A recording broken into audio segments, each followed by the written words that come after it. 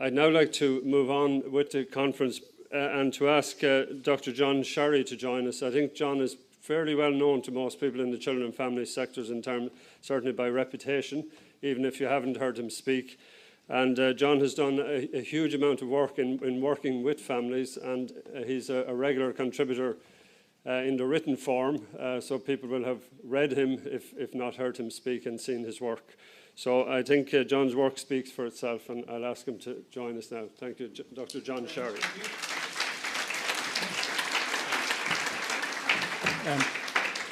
Thanks very much. It's really great to be here talking at the Teen Counselling Conference.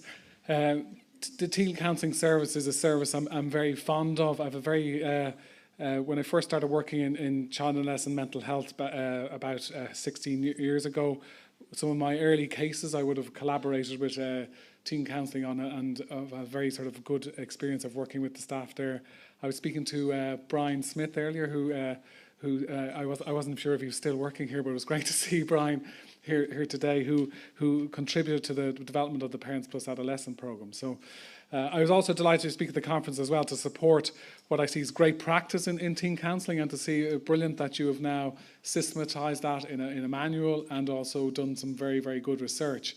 I'm a big promoter of work in Ireland and the great practice that clinicians do in Ireland that often gets overlooked by sort of an internationalisation of therapy in the world, when actually you've got brilliant practice on the ground here that should be supported more often. And it's great to see you collaborating with Professor Alan Carr to build that evidence base in Ireland and develop great practice. So it's a privilege to be here to offer some thoughts on this work to support your own work. So I wanted to talk a little bit about developing innovative and evidence-based models of practice with families, and because sometimes evidence is placed in contrast or contradiction to innovation, and I want to try to look at how those things relate to one another, and share with a case example of the development of the Parents Plus programs and how we try to match innovation, which is very important, and evidence as twinning together in delivering good practice. Because there's two positions really historically. There's the whole empirically validated treatment models and techniques position versus sort of innovative, unique therapy and practice adapted to family needs. Sort of often therapists divide into two camps, or are muddled between the two camps about what's important and how you approach things. And in fact, there's a reason that some of these positions should be there's a need to integrate them, because you can't have one without the other in many ways. Let's look just first at the evidence-based paradigm, what historically was called the empirically validated treatment paradigm. And it, in simple terms, was to determine what was the most effective treatment for a given problem diagnosis, conduct some rigorous research, particularly the randomised controlled trial, have a manualised treatment and train practitioners to follow it, and regular audit to ensure the treatment is being followed according to the manual. Sounds brilliant, doesn't it? Is that fantastic, isn't it? Everyone should adapt that. Of course, there is a lot of critiques of that model, including some of the people who originated this model, who were quite alarmed about how evidence-based practice can go, or can be misinterpreted, they would say. And some of the original people in the field, like Lambert, has written quite widely on that, and we'll talk about that in a minute. But some of the criticisms that are quite valid is that some of the empirically valid treatment, sometimes these approaches privilege treatments that are easy to research via an RCT. So other approaches that don't lend themselves to research often get a little bit discounted, even though they can be very effective. They also privilege people who have quite large funds around research as well. So if you secure international funding for a research study, you're more likely to get your program promoted. So there's a sort of a promotion of programs over other programs when in this way. So there's a politicization of programs. Sometimes the RCTs also, when you look at the studies, they often boast more than they really can pretend. They're actually subjects of rhetoric. I see some great studies written so well, which argue that they're effective. When you look at it, they're not really that effective. When you look at what they're comparing to, they're only barely more effective than placebo or something else. But they've made a big noise about it in many ways. But there can be limitation this way. And there's also really what's actually more significant than the actual treatment approach, which is often what is always researched, is the differences between individual contexts and individual therapists. They often don't report this, but if you do these large studies where you maybe have 100 therapists, maybe 50 doing CBT, another 50 doing maybe sort of something like motivational interviewing. They're very contrasting therapy. When they compare them, they often find roughly the same results average on the programs themselves once they're run well. But there's huge differences between the individual therapists. Some therapists might have effect sizes themselves clinically of up to 1 or 2 standard deviations, but others might have negative effect sizes. So the therapist is actually doing a lot of harm in their contexts and actually don't know about that. So it's actually individual delivery of context and Sarah, and that's actually more to do in recent studies by the work of Scott Miller in America. It's more to do with the context people deliver them in. So one agency might be very effective, whereas another isn't, due to their whole relationship with the community, how they get their referrals and their structure as well. So it's very complicated. The other thing I think is a criticism is that one size fits all, that you get this danger of an interpretation that there's one model and everyone must do the same thing. It becomes like the Henry Ford model of therapy, isn't it? You know the way they used to put them all in production lines with the car, everyone has to do exactly the same thing. And when you find, so when a client comes in, they have to be asked this question at this point, then get this technique at this point. And of course, families don't like that. They don't like to be treated as a part in a machine. They want an individual approach to them. And the other big concern I have around misinterpreting evidence is it can block creative developments and the growth of new interventions without new needs. Quite often, there's one program that works and everyone must do that, and that blocks new on-the-ground developments, which are crucial in programs. Like there's whole questions now that, like we were all working with adolescents, my own programs working with adolescents, they were developed 10 years ago. We didn't mention anything about Facebook or cyberbullying on them. So there needs to be new innovations in any development and cultural changes. And in fact, it's the and biodiversity, if you like, from an ecological model. And one of the interesting things I read, there's often misrepresentation of what works because of these overuse of these paradigms in unhelpful ways. I was reading a study there recently, which purported to be a CBT approach for helping young people in America to stop them taking up drugs and to practice sort of safe sex. Showed to be quite effective in terms of like the self-reports of the young people. So they were saying this was because it was a great, an evidence-based CBT approach. But actually, when you unpack that approach, and including the authors unpacking it themselves, the reason that was so effective was because they trained it was with the Native American community. They trained young people from the Native American community there to deliver the program. So that was what made it very effective, that you had young people who were involved in the delivery of the service, who were similar to the community they're delivering with, who were sort of connected to that young people. It wasn't actually the program itself wasn't the major agent of change, but it was represented as such so it could fit in with the evidence-based practice paradigm. It wouldn't get published otherwise. Is that in this way? So there's those types of things that you have to be very, very careful about.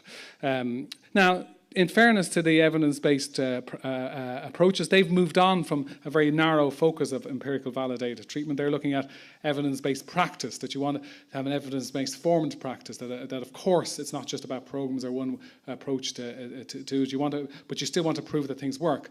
And I think the most exciting area of research is actually implementation research, or audit, is to prove not just that something worked one place in time, but you prove on an ongoing basis that what you're doing is effective. And you learn how to research your individual practice with your families, that you test agency by agency, clinician by clinician, parent by family by family, that is this working with this family, with this adolescent at this point. And that's the key thing, I think, is where the most exciting aspect of this work is.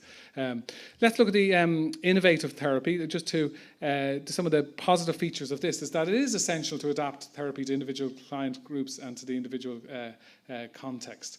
All the self-reports, when you look at them, as about what really helped me, if you ask young people what really helped me in therapy, what they almost never say the model. They say, oh yes, thought stopping, brilliant, fantastic. They usually say, I felt supported by the therapist understood what I was about, or I felt connected to the group, or they give some other narrative in this way. They felt individually and respectively held and treated in their community context culture is the key thing. So the models of therapy, so an innovation has to be innovative to the individual client anyway, whatever way you deliver, whatever model is informing, you're informed by. And if you take it as an extreme encounter, an effective therapy is always it's a unique encounter between therapist and client, always co-created and co-constructed with that individual client. And that's what is crucial to successful delivery of therapeutic services. However, you have to critique this approach as well, because often if you go an extreme with that, then there's no accountability to it. People just do. In a way, the growth of therapeutic models in the US is a good example of this. About 50 years ago, there was about 4 models of psychotherapy. I might not have the stats right, like behaviorism, psychoanalysis, and maybe they might allow it in client-centered there just about. Now there's about 600 models, and new models, or people proposing new models that they come out with, including ones that have no evidence or no approach to them. There's all these different. So sometimes you can have this proliferation and lack of evidence and poor accountability. So there has to be some way of meeting in the middle. So what I'm interested in is looking at an integration of innovative practice and evidence-based practice. How can you meet somewhere in the middle with these two things? And the struggle to do that you want to allow growth and develop individual experience for clients in their therapy, but you also want to allow growth and development of therapeutic models according to client need, but you also want to make sure that what you're doing is effective and tempered by evidence. So I'll just give you just a quick the case study of the Parents Plus programs around how we think about it in development of this. And I hope I have time for a couple of questions. I'll keep within my time just to allow that. It's very helpful to me. So innovation is an important process in successful practice. You need to allow models to grow and change to adapt to individual context, clients and therapists. Innovation needs to be tempered with research and evidence evidence needs to be integrated in practice, allowing for multiple types of evidence as well. And if we look at the Parents Plus programs, in a way, they were a response. I'd like to think an innovative response from myself and Carol Fitzpatrick. We were delivering an international program with families who in 1995, and they asked us, could we develop our own program? That's what the parents said. It was from that, and that original group of parents helped me make the first Parents Plus program. They said, we'd like to make our own one. Could we do that? And Carol was successful getting money, and off we went, and we developed it, and then they shared it with other parents. So that's how it started. But we also quickly wanted to temper evidence in that. So our values are about innovative model development, partnership with parents, evidence-based, and collaboration. For those of you who don't know what the programs are, they're practice and positive evidence-based parenting courses. They're over 6 to 12 weeks to small groups of parents and so forth. We have got 4 programs currently at the moment: the early years, children's, adolescents, and just recently developed the Parenting When Separated program, developed with my colleagues Michelle Murphy and Adele Keating. So collaboration and development with other professionals and service. That was developed with the consultation with other services in Ireland, notably Relationships Ireland, One Family, family resource centres, and so forth. So what I'm very interested in is, can we collaborate together as groups of professionals and agencies to create programmes that work in Ireland, that everyone is proud and happy to use, that actually also, the Minister might be very interested, that cost a lot less than all the other programmes. Not only cost a lot less, they're more durable, more integrated, and use the talent of Irish people. And the money stays in Ireland rather than flowing out to the imperial centres around the world. So there's other programmes and projects working things out, and the Silver Cloud online platform, which I won't mention. We do have a strong traditional evidence base, a lot based on our collaboration with UCD School of Psychology, a brilliant research department. We very value the work with Alan Carr, as I know you are doing, and we've 12 published research studies within the traditional research paradigm. But I want to mention just how we try to integrate innovation within this and look at the implementation. So in the Parents Plus program, originally developed in response to client need, as I mentioned, a request for Irish parenting materials, and was developed in collaboration with Irish parents and families as well as Irish professionals. We're always interested in, we allow for adaptation to programs according to client need, like autism or disability-specific community or prevention. Once people can cooperate with the development of those programs with the families that they want to serve, and once they can look at how to ensure that that's effective with those families, that's a very important part of the programs. And new programs going developed to target specific topics, parenting and separate program. I'm very interested in supporting any number of Irish projects. If anyone wants to contact me who are interested in developing specific programs in relation to specific needs as they develop, and to support people doing that through the Parents Plus paradigm, if people are interested in talking about it. Now, we're currently looking at collaborations to tackle emerging society challenges like fathers in prisons. I was talking to the Irish Penal Reform Trust about the fracture of families once the father goes into prison, and the constant problems and intergenerational problems that cause, yet some intervention while you have a captive audience of those dads in prison. I had a conversation with one of those fathers there recently, and the biggest loss for him, or the biggest, the challenge he mentioned three was his lack of schooling when he dropped out, and his lack of employment. But the biggest loss for him was the lack of connection to his children, the big loss of that. And that could have been the saviour of him and his child in many ways of diverting him from further problems and so forth. And he would have agreed with that. So there's also the whole challenge of obesity and parenting programs with obesity, and we're in conversation with some of the Irish-based programs in Temple Street around that. So just to mention, how do we integrate research in the practice? As I say, what I'm very interested in the Parents Plus is to encourage practitioners when they're delivering courses or programs, individual therapies, to research and evaluate each group session by session. I think this is where the cutting edge of research evidence is, because sometimes it's seen very complicated. You give it over to the research team, they go off and do the research, and they come back to you with the results. It's a bit like X Factors, and you wait for the results to come in, and either you've done well or you haven't. I think it's better if, when you've seen a family, you collect evidence from them, just a quick questionnaire, a quick evaluation, and you know within that day whether it's been effective or not. You know immediately, and then you can converse with them about that if it's not effective. You can do something about it. So they will tell you, no, actually, you were a bit off today, or I don't feel I'm getting my service met. Therefore, you can do something about that. And there's some good measures that actually can predict that. So we particularly look at collecting parent goals and session ratings, and adapt practice according to the feedback they give us. And facilitators have to prove they adapt and plan according to the feedback they're getting. Just to show you the examples of those simple form, because the challenge is implementation research is to have a questionnaire that's really short, that maybe one or two questions that you can give your clients very regularly, so that and that has links to whether they're being successful or achieving their goals and outcomes. So we give them this short form at the end. There's with three questions on the first part of it. What are the main ideas you're taking away for this week? What's anything particularly helpful that you'd like more of? Would you like to see changes to the group, or is there anything missing that you'd like included? And you know that if people complete some of these questions, you know that you've engaged them. If they're taking something away, that's great. If they don't put anything in there, then you've had no impact at all, which is not great, is it? Unless you have some sort of plan. You want them to have something that they saw helpful about you, and you want them to be open to giving you some changes. And then we also have some more rated measures of how they did in the group experience or the group today. So I feel I'm making progress towards my goals for coming to the group. I felt the group was helping me today. And they rate these between 1 and 5.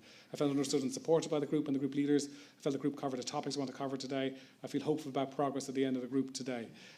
So by looking at the measures and scores on those between 1 to 5, you can determine whether in that individual experience that parent is making progress. You've had a good positive impact, or they have something to take away. We've done a small study. We're hoping to increase the size of 40 parents, and we saw a link between the session rating forms and positive outcomes. So people who tend to score higher in the session rating forms tend to do better in reducing their children's behavioural problems and their own stress. We now have a bigger sample with that, maybe over 300 that we look at, and the connection between the rating forms in this sense. So this is our a case example of our attempt to try to integrate in a very, very practical way research into daily practice and proving what you're doing is working. I'd like to see more services collect very, very simple measures from their families all the time. But you have to get practitioners to collect it moment by moment, session by session from the practitioners. And the interesting thing is those measures are linked to the more complicated outcomes that you want to achieve. They also increase collaboration. The fact that you seek feedback from families creates their collaboration and contact with them. So there's a number of different benefits and bonuses in this way. It changes the whole dynamic between you. They're empowered to give you feedback, basically. And quite often, I don't know if you've the experience, do you ever have any dissatisfied clients in your service? Everyone's shuffling there. They all say, does that mean yes? How do you know? They don't come back. That's how you know. But did they ever tell you? Sometimes, okay. Quite often, the tragedy is people are never told why the client left. They just left, isn't it? So the key is to get them to tell you before they leave, because then you can do something about it. Because what happens when they leave is they'll tell everyone else, so you won't get many more referrals. If that's your goal, not to get referrals, it's successful. But they'll also become a little bit disillusioned about services in general and maybe not seek help, which is a more problematic thing. But if they tell you, you have a chance to alter the course of your treatment to help them. And you also have a chance to test what else could be effective to them. So this is key to getting your feedback. Because if you ask a client at the end of the session, how was that today? What do they usually say? Grand. And if it wasn't great, what do they usually say? Grand. Correct. Absolutely. This is the problem of feedback. There's loads of studies to show that. But if you give them a form, there's a good chance they'll put something in it about where they're at. And there's a better chance. Am I making sense?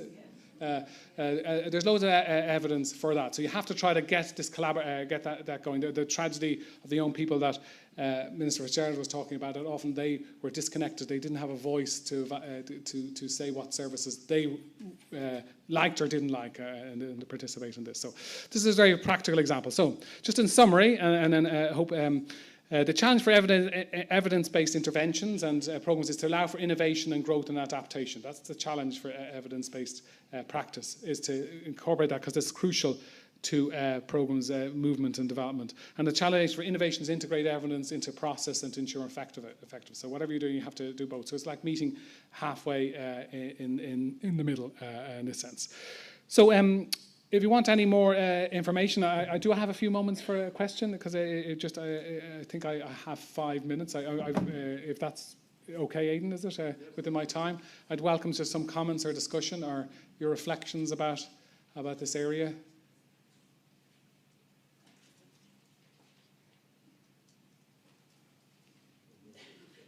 There's a question here. There's always a pause and come out. Nobody might say anything. It's always a bit high-risk strategy. You know, if you wait long enough, I find somebody gets embarrassed into saying something. Yeah. Okay. Very good. Good. You were anxious about the silence. Okay. Very good. Yeah, I think my question is rather difficult, so I apologise in advance. It's a difficult question. It's a difficult okay. question. Some of the people that we work with are the most vulnerable in society and often the most difficult to engage Absolutely. in therapy. So I was wondering if you had any suggestions in ways that we can engage people who really don't want to engage at that point in time, but basically maybe need it or... Sure. No, that's a great question, and it's one that you should constantly be asking, because you may have a great programme, and you do have a great programme in teen counselling, but if they don't come, they don't benefit. So you have to get them in the door, and like one of my things that most frustrates me a bit when I'm running a group, if I don't fill it, because I'm here anyway, I might as well get them all in. So if they're not coming, they're missing out on this experience with all the other parents and so forth. So engagement is a crucial strategy. It's not easy. It's like a lifetime of work engaging parents. Like the two comments I make on it is, one, there's a sort of a cumulative thing you can do with your agency. The more your agency is engaging to that client group, the better. Because, as I was saying before, from the evidence, a lot of reasons why people don't come is they have a bad feeling about your agency in the context of how they were referred, where it's seen, where it is. Like, for example, a young person might want to go to a child mental health service because it's mental. The mental's in it. I learned of this very dramatically when we moved in the matter CAMS down to a new office in James Joyce Street, and I went down to see a young person who's come to see me, and he was lying down on the floor in the reception area. Okay, so I thought, oh my God, he's collapsed or something like that. But it turned out he was lying down because he didn't want anyone to see that he was in there. So he was lying down below the level of the window. It hadn't been frosted up at this point because we just moved in. So that was the level of stigma for him to attend the service. So a lot of it was about making your service engaging to young people and selling it to them. If it's young people, that person you're trying to engage, or if it's parents, you have to go out and see what would they see as an appealing, attractive service to attend. And the sorts of things they say are ones that are in their community, ones that are comfortable, ones that sort of represent them, ones that address their concerns, and so forth. So it's a lot of active engagement work to find out with the client group what would hook them in. And that's about centres on knowing what their goals and what they want. Sometimes you have to have fringe benefits. A group I was working with, they were trying to run parents groups. Nobody came because the parents perceived the parents groups are for baddies, bad parents. So they went out and surveyed all the parents. What did they want? They said they didn't want parent groups. They said they wanted support for their children. So these were younger children. So they wanted things like drop-ins for the kids after school. So they started providing those services with the agreement that the parents would come with them. They were sort of like, I'll give you this if you give me this. And the parents started getting engaged in the service, started enjoying it.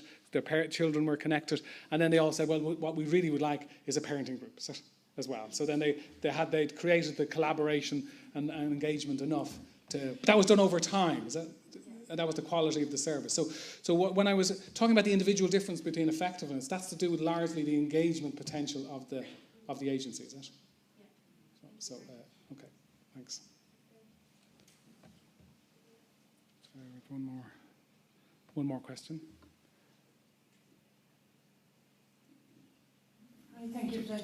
Thank you very much. My name is Tess Newman from ISPCC, and I was just really interested in the way you're talking about evidence-based, and I suppose there's some overlap between evidence-informed practice and evidence-based practice. Yeah. Particularly, I find there's a lot with regard to funding the Child Family Agency about things need to be evidenced. Yeah. We've done a lot of work with regard to charting our outcomes. We developed an online outcome evaluation tool, etc., as a lot of organisations have done. I suppose we're trying to build our own evidence base in the absence of RCTs in a lot of cases. How can we do that, I suppose, and because there is that thing of, well, it hasn't had an RCT, can we say we're evidence-based practice if we have, I suppose, standardised measures, non-standard measures, we have the feedback from your parents, children, etc.? It's a great start. So to collect that evidence, collect standardised measures, collect client-centred measures, start collecting evidence is the first thing. Then get other types of evidence. RCTs are great. They do provide extra evidence and can be very helpful in proving what you do works.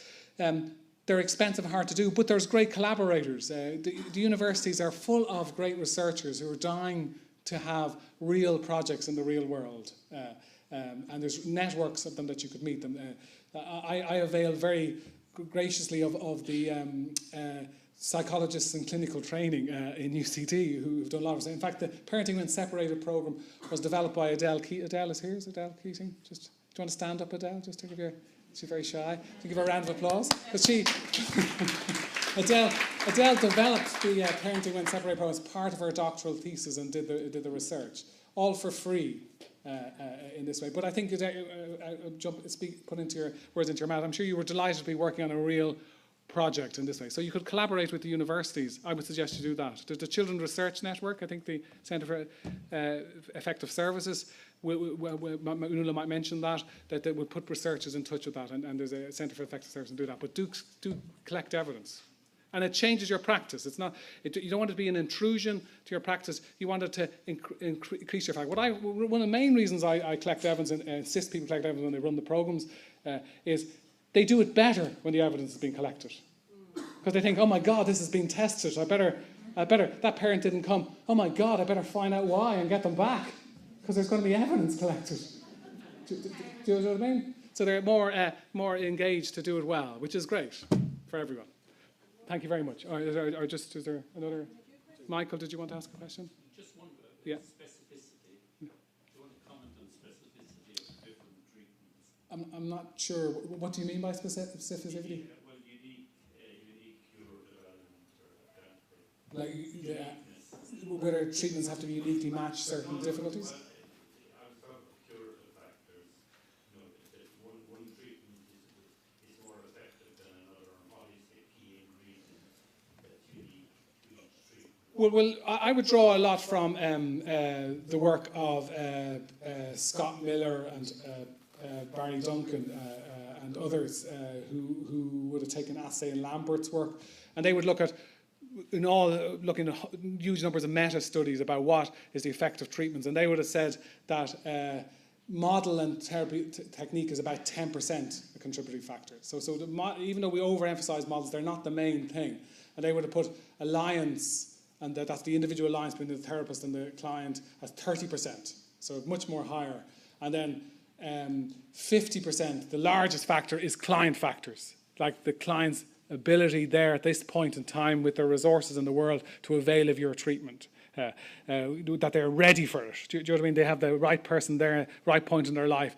Those are big, big factors. But they're not ones you can still influence them. And then the last bit was 10% was a bit of novelty and hope, which is always very important. So thank you very much. Thank you.